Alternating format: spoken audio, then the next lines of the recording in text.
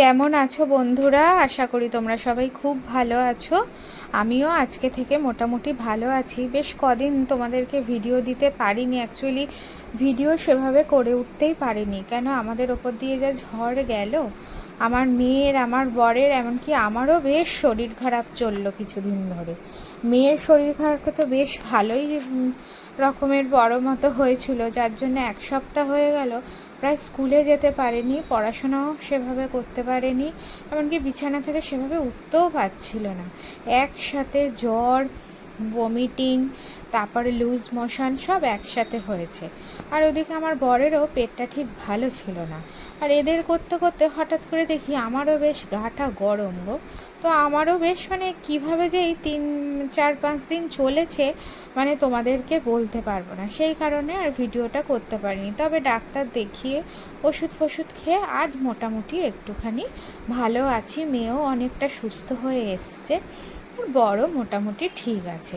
যখন ঘরে অসুখ বিসুখ হয় না, তখন কোনো কিছুই আর ভালো লাগে না, ঠিক থাকে না, সব রুটিনটাই অন্যরকম হয়ে যায়। তা যাই হোক, সকালবেলা দেখলেই যে আমি মোটামুটি রান্নাঘর পরিষ্কার হয়ে চান টান করে এখন এরকম ঠাকুরকে ধূপ দিয়ে দিচ্ছি। কেন এই কদিন সেভাবে ভালোভাবে পুজোও দিতে পারিনি।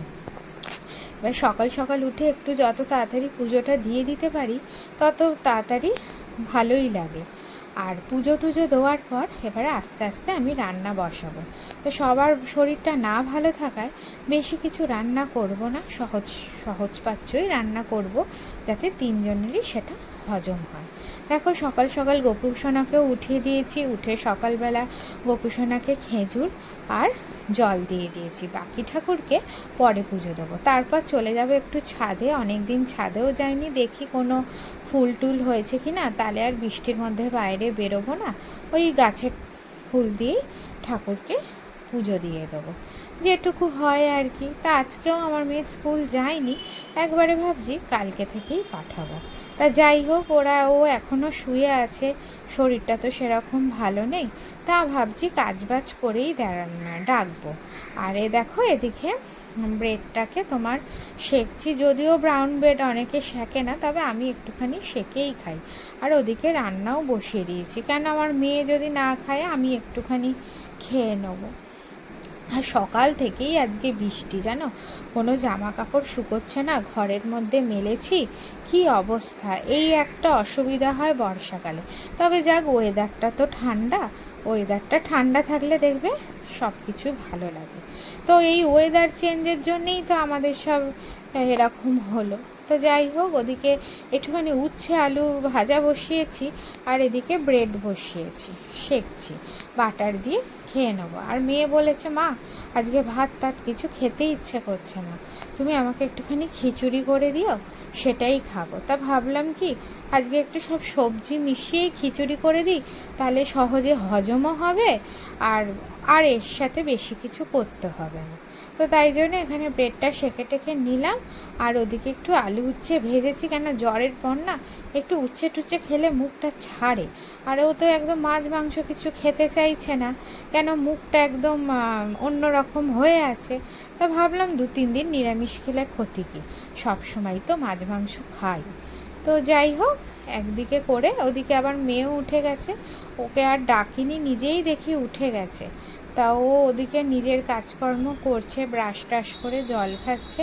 তারপর আজকে নিজেই বললো যে, মা তাহলে আমাকে একটুখানি ব্রেডই দাও, কটার দিন ধরে চিড়ে টিড়ে খেয়ে আর ভাল লাগছে না, আর উচ্ছে আলু ভাজছো, ঠিক আছে, আমার তো খুব ভালোই লাগে, আমি আজকে এটা দিয়েই খাবো ভাত। তা আমি বললাম, ভাত তো আজকে করছি না বাবা, তুই তো বললি যে খিচুড়ি করতে। বললো, ও হ্যাঁ হ্যাঁ ঠিক আছে, কোনো অসুবিধা নেই মা, আমি এটা দিয়েই খেয়ে নেবো। তা আমি বললাম, ঠিক আছে চলো। ওদিকে ওর বাবাও উঠে গেছে, বললো আমি বাজার থেকে একটুখানি শিঙি মাছ নিয়ে আসি, মেয়েকে পাতলা করে ঝোল করে দেবে। আমি বললাম, না না, আজকে আর মাছটা জেনো না, তুমি বরং এনে রাখো, কালকে করবো, কেন খিচুড়ির সাথে তো আর মাছের ঝোল ভাল লাগে না। ওদিকে দেখো, চাল ডাল ধুয়ে একসাথে বসিয়ে দিয়েছি, প্রায় হয়েই এসছে খিচুড়িটা। আর এর মধ্যে দেখো আলু, কুমড়ো, ঝিঙে এগুলো দিয়ে দিয়েছি, তাহলে কি মুখে পড়বে না, বেশ গলা গলা হবে, মেয়েকে একটুখানি মেখে খাইয়ে দিতে পারবো। আর এমনি সময় না অতটা সবজি টবজি খেতে চায় না, সেটা তো জানোই। আর এদিকে একটুখানি আলু, কাঁচকলা, পেঁপে দিয়ে একটা তরকারি ওর বাবা করে দিতে বললো, কেন ও রাত্রিবেলা তো আর খিচুড়ি খাবে না, তা সেইটাই করবে। তা যাই হোক, আজকে বেশি কিছু করিনি, আর ঘরের কাজবাজও সেরকম একটা করে উঠতে পারিনি। বারণই করলো, কেন তিনজনেই তো সবে সবে উঠেছি শরীর খারাপ থেকে, পরে করে দেখো মোটামুটি রেডি হয়ে গেছে খাবার। আর এদিকে একটা মাছও ভেজে দিয়েছিলাম, যে ওর বাবা বলে অন্তত একটা মাছ ভাজা খাওয়া। আর ওদিকে একটু কুমড়ো ভেজেছি, কিন্তু তবে আমার মেয়ে মাছ আর খায়নি।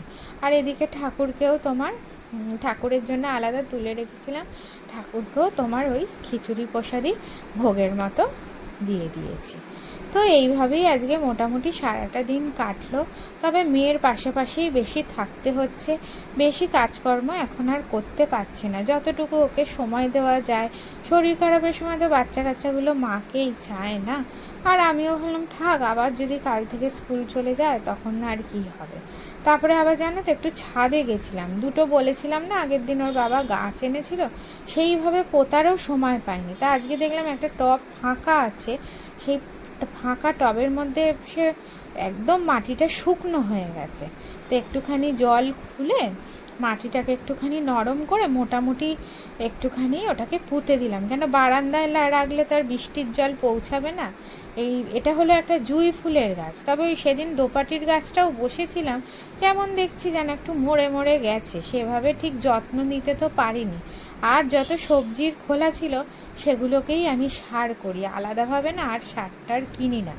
সেই এক সপ্তাহ সবজির খোলা জমিয়ে রেখে দিই, আর বালতির মধ্যে রেখে দিই, তারপরে একটুখানি গলে গলে গেলে সেগুলোকেই মাটির সাথে মিশিয়ে দিই। এই মাটিটার সাথেও কিন্তু একটু সবজির খোলা মেশানো আছে, দেখেছো গাছটা কেমন ঝিমিয়ে গেছে। তা যাই হোক, বৃষ্টির জল টল পড়লে আবার গাছটা চাঙ্গা হয়ে যাবে, দেখি কতটা কি হয়। আবার জানো তো, ও অত তো বোঝে না, গাছগুলো একটু দেখে বুঝে আনতে হয়, শিকড় দেখে। আর শিকড় না দেখে যদি ডাল দেখে আনি, সে গাছ কিন্তু হয় না। যাই হোক, ছাদের মধ্যে গিয়ে একটুখানি তোমার গাছটা পুঁতে দিলাম, এই যে দেখো রেখে দিয়েছি। আর এখানে বাকি গাছগুলোও বেশ দেখো সবুজ সবুজ পাতা হয়েছে, আর দোপাটি গাছটা মোটামুটি একটু হয়েছে, আর জবা গাছেও নতুন নতুন পাতা হয়েছে। আর এটাও তো একটা গন্ধরাজ লেবুর গাছ, এই বছরে লেবু হয়নি, শুধু পাতাগুলোই হয়েছে। তা যাই হোক, আজকের মতো এখানেই শেষ করলাম, তোমরা সবাই ভালো থেকো।